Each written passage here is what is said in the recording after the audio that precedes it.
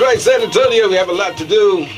You're tuned in right now to KROV-FM, and right now, we're about to go talk a little business. Oh, yes, we have the queen of business from the Bear County. That's what I call her, the queen. We're talking about none other than Miss Renee Watson. Yes, bringing us into this is Mary and Mary. And also joining us from right here in the city of San Antonio, we're talking about none other than Pastor Will from Wheatley Heights Missionary Baptist Church. Is that Missionary Baptist Church? Just Wheatley Heights Baptist Church, right here in San Antonio. Okay, I'm going to get it right. Good morning, Miss Watson. Good morning, and we're very honored and just very blessed to be here this morning to say good morning. And it's a glorious day that we're celebrating here in the United States. We have a lot of prayers and actions going on for all the activities and anxieties that are out there. But we all know that the Lord is able, and God is able all the time. Yes, He is. And we are so grateful. Business. We're going to jump right into this business because you've come here with a lot of information for the community. If it's not just here in San Antonio, but it's business all around the world. Yeah, because we are very, every day and each and every day, there's something called leadership, and then there's entrepreneurship. And we work each and every day, not just at the county, but throughout the United States on giving folks opportunities. Because sometimes there's an opportunity that you may have missed.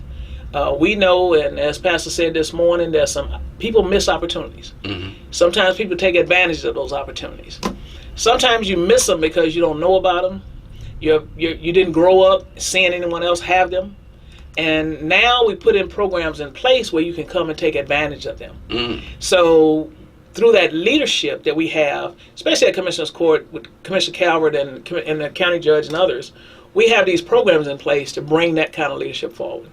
Okay. Pastor Will. Yes, sir. Looking at young people today, how would you look at opportunity for them? You know, I have a 16-year-old son that I was talking to the other day, and I think the mind frame of this generation being so clouded by social media and entertainment communications, they're missing opportunity because they expect opportunity to just fall in their hands. Mm-hmm. And I hear a lot of times as a barber in barbershops, hearing people always talk about there's nothing out there for us. Right. There's plenty out there for us. We just have to be willing to not only tap into the resources, but do what it takes to be able to take advantage of these opportunities. And there's so many great programs in San Antonio and business opportunities and things for our young men and women, minority of really any culture, to take advantage of. And it's just, getting that information out there and being willing to accept it and not just sitting back and expecting someone to just hand you something. Okay. Handouts. Miss Watson, you do not accept handouts, and you do not encourage handouts. Well, it depends on what you're talking about, handouts. Because we have to define that, and sometimes society gets that mixed up. Okay. Because there's something that sometimes a person needs a handout to get a hand up. And sometimes they need a handout because they need to reach out and maybe need to put a Bible in their hand. Because that's what they're missing in that handout. Mm. They're looking for that bag of something that's of this world. But that bag is not filled with the right stuff. And sometimes you're looking for that knock on the door, that doorbell, and you don't understand who's on the other side of that door knocking. We used to run from folks on Sunday mornings, Saturday mornings, coming by the house, because you knew what their message was and you didn't want to entertain that message. But today, you don't even know what the message is from those that are already inside your house. All right. So sometimes that handout is something that we do need. But we're in the business of opportunity. And there's an opportunity for you to go to school and to achieve and to believe. Because I believe that you can work on folks' behavior, but you can't change their belief. All right. Unless they see what you're doing. Because then you can change and you can work on that belief. But that behavior is what is critically important. And we pray all the time, and yet our children see what we're watching, what we're saying, how we're running and telling them to say different things when the phone is being answered. But yet, as soon as the phone is hung up, You tell them something different, so that causes confusion in the house. Okay. So I know, Pastor, if I gave this mic to you, there's a whole sermon you can do on confusion in the house, not just confusion outside. Because our world has a lot of confusion. And the household we need to go back to. So let me ask you to just give me a little bit on that and to share with the listeners on how we need to clean it up in the house in order to be able to go forward. Because today I'm reflecting on a lot of the things that Dr. King has said. Okay. And Dr. King, in his life and his struggle, there was a lot of time we spent on social justice. But as he moved to economic justice, which I do every day, in the whole world of entrepreneurship, we define that as economic justice. It's not just equality, and it's not just equity. But we want what all others have, and through opportunity, you can achieve those things. I'm really concerned, Dr. Renee, with the strategy of our standards in this generation. I'm really concerned about that. When we talk about, starting within the house, I came in a generation where you didn't have a choice about going to church. Come on. You knew what time it was when it was time. And there was no ifs, ands, or buts about it. But I believe after my generation, I'm only 35 years old, but that next set that came within those next 7 to 10 years, the standards and the strategies of home completely changed. There was no bar to reach. There was no level of expectation. We were comfortable not dealing with conflict. And you're right, I could preach a whole sermon because as you were talking, I was thinking about, do we even understand the difference between privilege and choice? Yeah. When it comes down to voting, when it comes down to opportunity, when it comes down to education, when it comes down to being able to start your own business. The reason why I went and became a barber is because I got tired of being laid off and fired. I wanted to manage myself. If I broke, it's because I didn't go to work. If I go to work, I won't be broke. But nobody's going to control my opportunity. But it's a privilege and there's a choice. Because as a self-employed black male, I have the privilege to make as much as I desire, but I have the choice of how often I do it. And if I wake up and say I don't want to do it today because I want to sit at home and play PS4, or I want to go hang out with my friends, then I can't complain about my status. And so when we talk about strategies and standards in this generation, I believe we really need some people like the Kings, like those who stood on the front line in the gaps and spoke and went out and got these people and mentored them and tried to feed them with the right principles and perspectives so that we can empower them to become all that they can be. When they come out of a home where they're told they're going to be nothing or they have nothing to believe in, where are they going to get that light from? And I'll go ahead and put this pin here before I stop. We got to quit depending on the church to be that light. Right. There's more light than just the church. Now, Renee, you specialize in teaching on leadership. How do you move that I'm not sure, I don't know? How do they get in position to become leaders? Because as he just mentioned, I got tired of being fired. I got tired of whatever the reason is, but I need to change. You're teaching.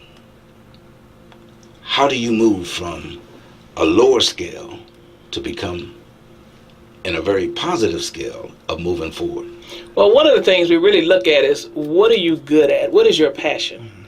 Because without that passion, like he had that passion, and he wasn't afraid, because you have to remove the fear of taking the risk.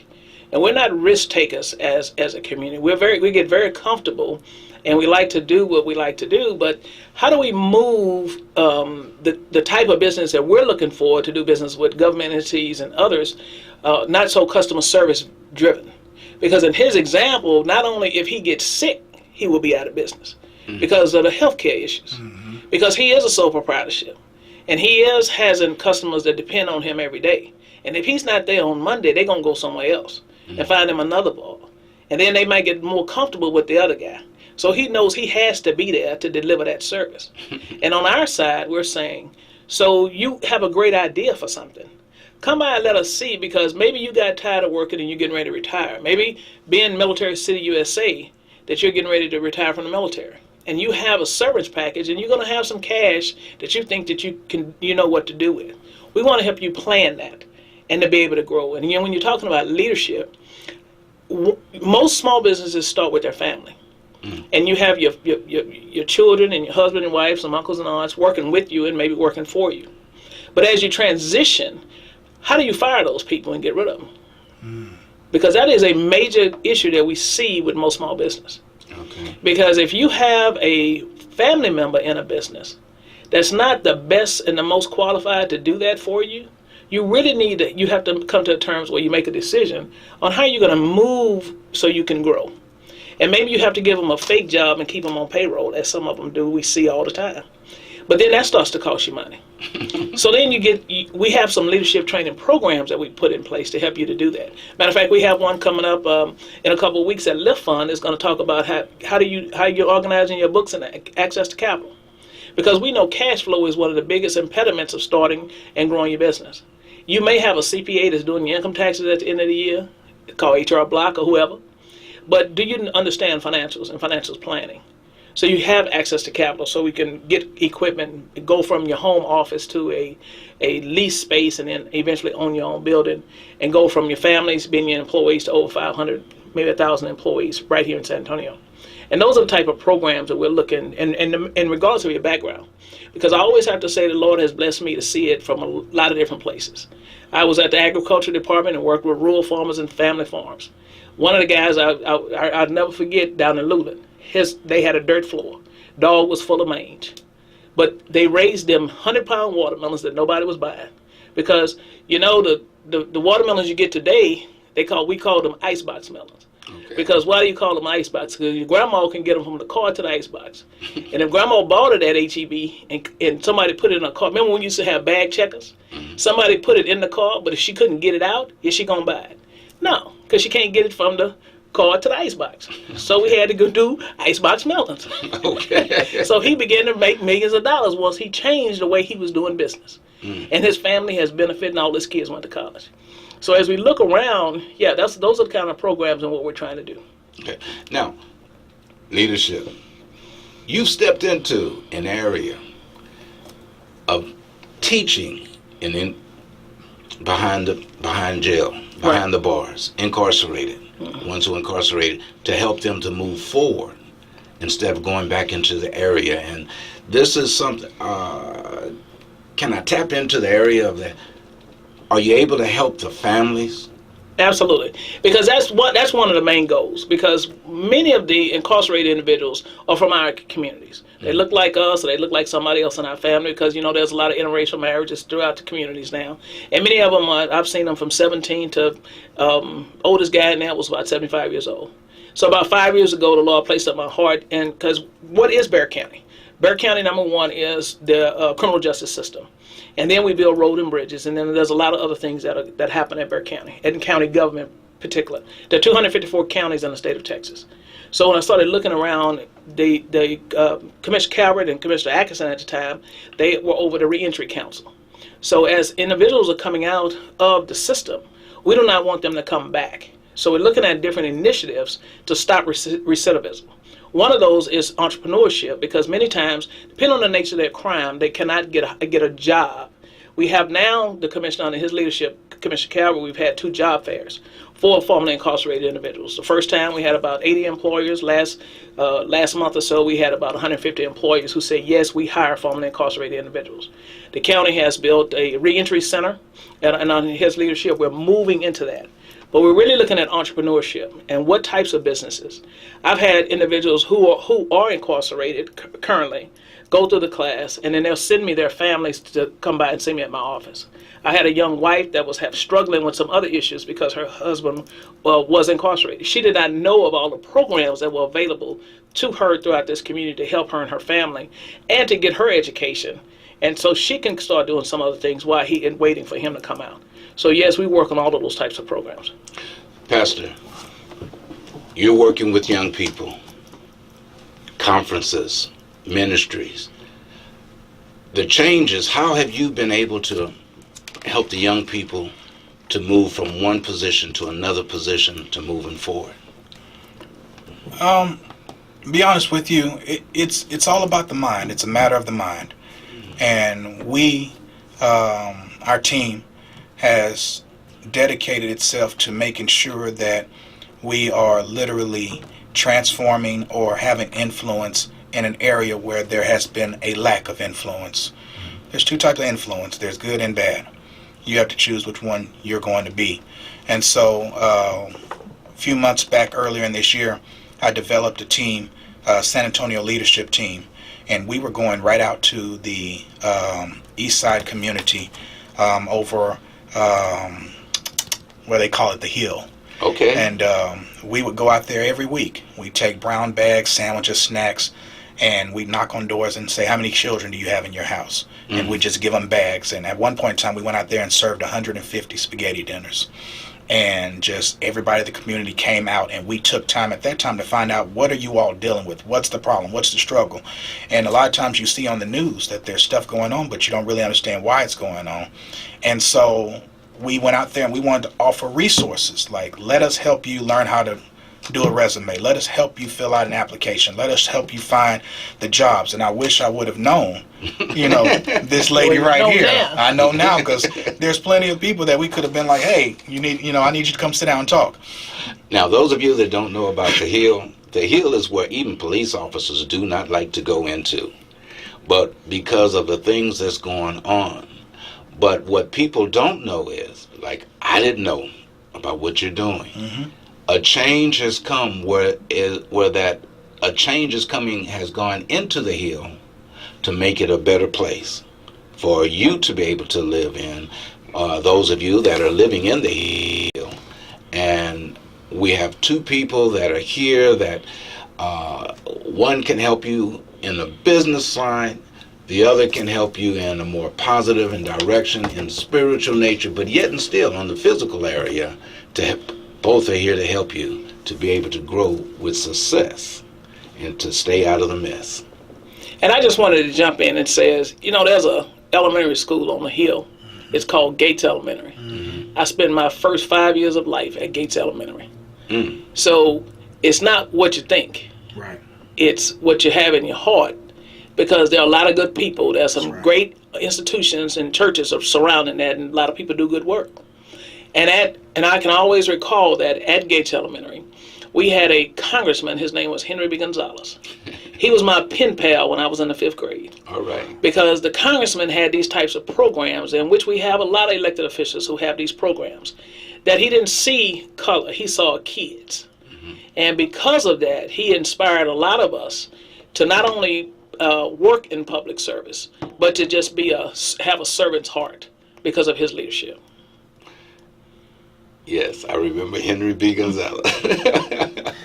And I kind of grew up in that area because Wheatley Heights was on F Street. Yes. We were right there at the bottom. Mm-hmm. And the flood came and took them out. And took us out. Because sometimes the Lord has to move in order for us to get cleaned up and get cleaned out. And you have a great edifice and under your pastor, the great, my good dear friend, Reverend Mike Williams, because he's going to be calling me in a minute. But I love him to death. But in those neighborhoods, there are some good people. Yes. And then that was Nebraska Street before it became MLK. Yes. And I went to Riley Middle School before it became MLK Academy. And then over to Sam Houston High School. So we have a rich community. And when President Obama became we did the events, I am the precinct chair for the Democratic Party for MLK Academy. So as we look at from whence we have come, we cannot go back. From like a lot of people asking to take back to what? Return back to what? Let's go forward and we all be as one as we're going forward. You come out, but you've returned to make a change. Right quickly, I want to share just a little bit more about this family. Hire yourself as a formerly incarcerated individual. How do you hire yourself? You become an entrepreneur. You hire yourself. You become a business owner. Because we have on the Bexar County Reentry website, we have a document that's called Hire Yourself, and you can actually get this step by step. First of all, let's making sure you have your identity. Do you have a Social Security card? Let's not get you in these payday lenders. Let's get you on the right track of saving and not doing these quick turnarounds. And the pawn shop guy should not be your banker. We should have to figure out how to get you into the system where you can eventually become an entrepreneur. Now, one of the things that I've noticed, and that because so many people make a big mistake, well, I need some money. Let me go borrow some money from these paydays. Right. And then they have a hard time trying to pay them back. Some folks get wrapped up to, let me go and get some money on my car. And they put their car up. And then down the road, they end up losing their car. Yeah, down the road, they walking. They walk. As we say in the neighborhood. And we've seen a lot of tow trucks come by because that's what that business is designed for. And there are a lot of public entities, it's the city of San Antonio, I believe, in their ordinance about regulating these payday lenders. It is a national crisis that in many inner city communities, because they are on every corner and they make it look real easy for these payday lenders. But it is designed for repo. And that is that is a good business some of us got into as an entrepreneur. So there's two sides of that story when we look at certain statistics. So it's a very dangerous business as well. Because many times and oftentimes in these different communities, people are reacting to losing that's their only way to get to work. And we don't want to encourage that. We want to encourage that there is some financial planning, and the city has programs, the counties has programs. I know you can contact Councilman Shaw's office up at the Claude Black Center. They have some programs on financial literacy. Because yes, maybe you have to pay that light bill. And yes, you might have to go and get some type of payday loan. But you really got to think about how you're going to pay it back. Mm. So let me ask you a question. Do they still have, or are you familiar with the IDA program? Is that still, because I think maybe about 6 or so years ago, they had a financial program to help small businesses start up. You save $1,000, right, and then they grant you $4,000 or $5,000. And we have some people right there in the east side who benefited from that. Mrs. Kitchen was one of them. That's through the city. That's very successful. Mm-hmm. And so there's programs out there that are like that, right, that will keep you and help you from trying to use your own collateral in order to try to get started, and then when it doesn't take off as fast, you find yourself losing on every side. But again, that's information that people are not researching or they're not hearing about to get the resources. That's correct. And those programs are through the city of San Antonio. Has a lot of initiatives in the economic development department. The county doesn't have that program. We also have Lift Fund, which used to be Axion, Texas, as well as UTSA Small Business Development Center is where someone really should start, because they help you to put your business plan together.